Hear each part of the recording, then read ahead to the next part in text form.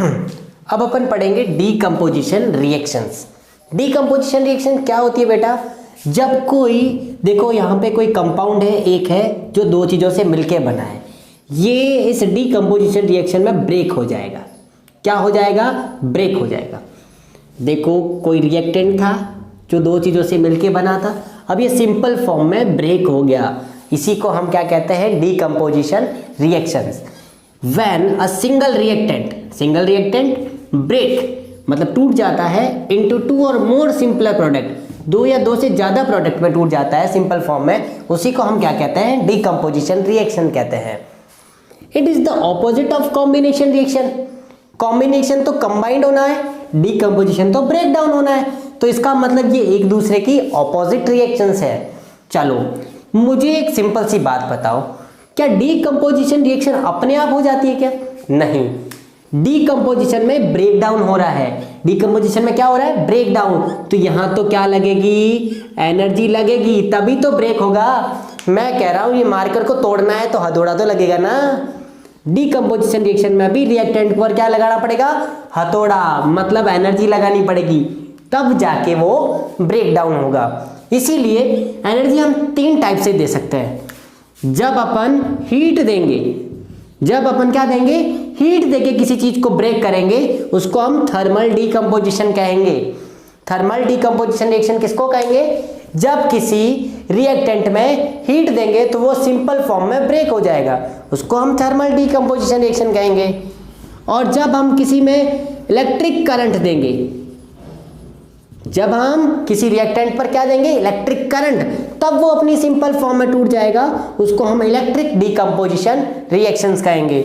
जब हम लाइट देंगे, लाइट का मतलब सनलाइट हो गया इससे, ठीक है, लाइट भी हो सकता है नॉर्मल लाइट, वो लाइट देने से कोई चीज ब्रेक हो जाएगी, उसको हम लाइट डीकम्पोजिशन कहेंगे। लाइट डीकम्पोजिशन को एक अलग नाम से जाना जाता है, फोटोलाइटिक रिएक्शंस, ठीक है। तो अपन आज सबसे पहले बात किसकी करेंगे? थर्मल डीकम्पोजिशन की, ठीक है।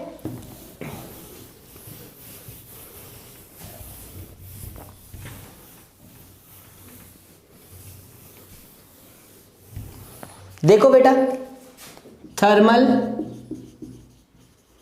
Decomposition reaction, thermal decomposition reactions बहुत इंपॉर्टेंट है। सबसे पहली CaCO3 कैल्शियम कार्बोनेट, CO3 को हम क्या कहते हैं? कार्बोनेट। जैसे ही हम इसको क्या देंगे? हीट देंगे, ये कैल्शियम ऑक्साइड और कार्बन डाइऑक्साइड में ब्रेक हो जाएगा। कैसे? देखो बेटा, यहां पर कैल्शियम तो 1 ही है, कार्बन भी 1 ही है, ऑक्सीजन कितना है? 3, 1 2 3। जब मैं इसको हीट दूंगा तो भागेगी कौन? कार्बन डाइऑक्साइड भागेगी ना, पीछे कौन रहेगा? कैल्शियम ऑक्साइड, ठीक है बेटा, कैल्शियम ऑक्साइड, जिसको हम क्या कहते हैं? क्विकलाइन। और ये हुआ कार्बन डाइऑक्साइड, और आपको कैल्शियम कार्बोनेट है ये तो, ठीक है। ये एग्जाम्पल बहुत बार एग्जाम ने पूछा है, इंपॉर्टेंट है। एक और FeSO4 फेरस सल्फेट, ये ब्रेक होगा Fe2O3 plus SO2 plus SO3, इसका नाम है बेटा फेरिक ऑक्साइड। बहुत बार यही पॉइंट MCQ में पूछा जाता है। फेरस सल्फेट के ब्रेकडाउन से फेरिक ऑक्साइड बनता है या फेरस ऑक्साइड बनता है? तो हमको ध्यान रखना है फेरिक ऑक्साइड बनता है। इसका नाम देखो, इसका नाम होता है सल्फर ऑक्साइड। कितने बेटा? 2, तो डाइऑक्साइड, सल्फर ट्राइऑक्साइड, ठीक है। बहुत ही इंपॉर्टेंट, ये भी कलर चेंज वाली रिएक्शंस है। फेरस सल्फेट का कलर ग्रीन कलर होता है बेटा, कैसा होता है? ग्रीन। और आयरन ऑक्साइड का होता है रेडिश ब्राउन, कैसा होता है? Reddish brown. अच्छा, इस पॉइंट से एक और अच्छा सा नॉलेज दूं, मार्स प्लेनेट है ना, मंगल ग्रह, वो पूरा लाल क्यों है? क्योंकि उसकी जो ऊपर वाली कवरिंग है वो उस पर ऑक्सीजन जुड़ा हुआ है आयरन के साथ, और क्या बना हुआ है? फेरिक ऑक्साइड, तभी तो वो लाल कलर का है।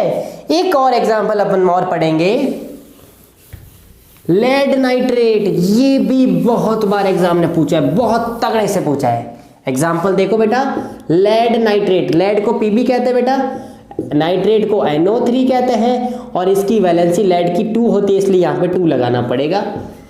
अब मैं इसको क्या करूँगा? गरम, क्या बनेगा? लेड ऑक्साइड बनेगा। क्या बनेगा? Lead oxide. पीबी की वैलेंसी +2, ऑक्सीजन की -2, कट जाएगा ना, और साथ में, ठीक है, 1 मिनट,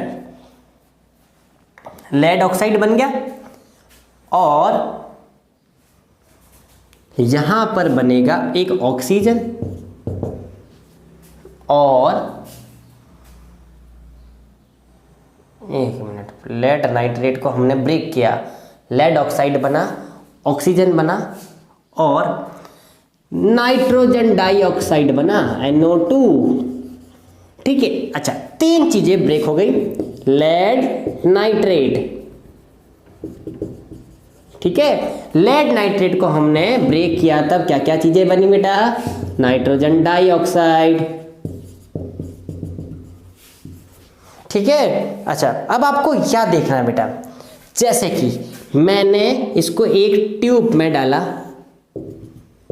ये है lead nitrate, PbNO3 whole twice. जैसे ही मैंने इसको गर्म किया तो यहाँ से धुआं निकलने लगा, धुआं निकला, वो भी ब्राउनिश फ्यूम का, मतलब फ्यूम कैसी आई बेटा? ब्राउनिश। तो ये ब्राउनिश फ्यूम किसकी होती है बेटा? नाइट्रोजन डाइऑक्साइड की। किसकी होती है? ब्राउनिश फ्यूम किसकी होती है? नाइट्रोजन डाइऑक्साइड की। ऑक्सीजन कलरलेस गैस है बेटा, इसकी कोई आपको नहीं पता चलेगा कि कौन सी गैस निकल रही है, ऑक्सीजन का कोई कलर नहीं होता है। जो पीछे जो रेजिड्यू बचा वो किसका बचा? लेड ऑक्साइड का बचा। ऐसे थर्मल डिकम्पोजिशन रिएक्शन कंप्लीट होती है। थर्मल डिकम्पोजिशन में क्या करना पड़ता है? हीट देनी पड़ती है जब कोई चीज सिंपल फॉर्म में ब्रेक हो जाती है। ठीक है, अब अपन पढ़ेंगे इलेक्ट्रिक डिकम्पोजिशन।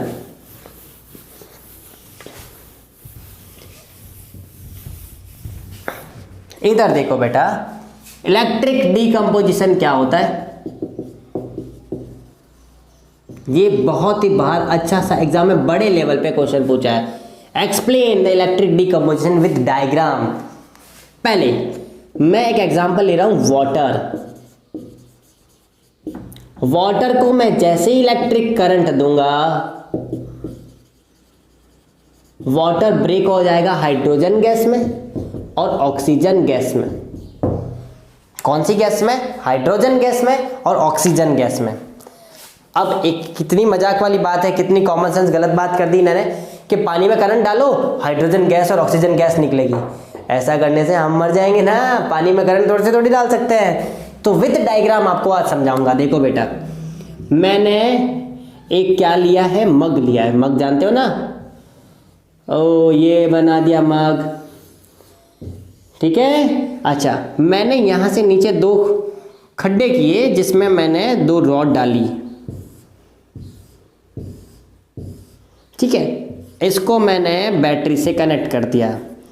एक को मैंने पॉजिटिव वाले बैटरी से और एक को नेगेटिव टर्मिनल से कनेक्ट किया और इसको स्विच से जोड़ दिया, ठीक है। अच्छा, इसके ऊपर मैंने टेस्ट ट्यूब रख दी बेटा, और इसके चारों तरफ मैंने क्या रख दिया? पानी डाल दिया, चारों तरफ भर दिया पानी से। जैसे ही मैंने करंट चालू किया, अब देखो पानी को क्या मिला? अब करंट। ऐसे ही नहीं आप पानी में करंट डाल दोगे ना और हाइड्रोजन गैस और ऑक्सीजन गैस बन जाएगी, नहीं, ऐसे नहीं बनेगी। जैसे ही आप करंट डालोगे, एक मिनट इधर देखो, तो यहां पर आपको क्या देखने को मिलेगा? इतना पानी भर जाएगा। नेगेटिव टर्मिनल है ना, आपको दिख रहा है? नेगेटिव को हम कैथोड कहते हैं और पॉजिटिव को हम एनोड कहते हैं, टर्मिनल्स को, ठीक है। तो यहाँ पर इतनी सारी जगह बच जाएगी, ठीक है। और एनोड वाले टर्मिनल पर, पॉजिटिव वाले टर्मिनल पर इतनी सी ही जगह बचेगी, ठीक है। तो इसका क्या मतलब हुआ, जैसे ही हमने पानी को करंट दिया ना, वाटर ब्रेक हो गया बेटा H+ और ऑक्सीजन माइनस में, H+ और ऑक्सीजन माइनस में, करंट देते ही आयोनाइज्ड हो गया। अब H+ वाला बताओ कौन से टर्मिनल की तरफ जाएगा, माइनस की तरफ जाएगा ना। तो H+ वाला यहाँ पर इकट्ठा होकर कौन सी गैस बना रहा है, हाइड्रोजन गैस। और यहाँ पर ऑक्सीजन इकट्ठा हो रहा है पॉजिटिव की तरफ और ऑक्सीजन गैस बना रहा है। तो मैंने ज़्यादा जगह हाइड्रोजन की और ऑक्सीजन की कम जगह क्यों दी, इनके वॉल्यूम में हाइड्रोजन और ऑक्सीजन के वॉल्यूम को कम क्यों रखा एक दूसरे से, क्योंकि इधर देखो बेटा वाटर के सिंबल में क्या होता है, हाइड्रोजन ज़्यादा और ऑक्सीजन कम होता है, इसीलिए रेशियो ऑफ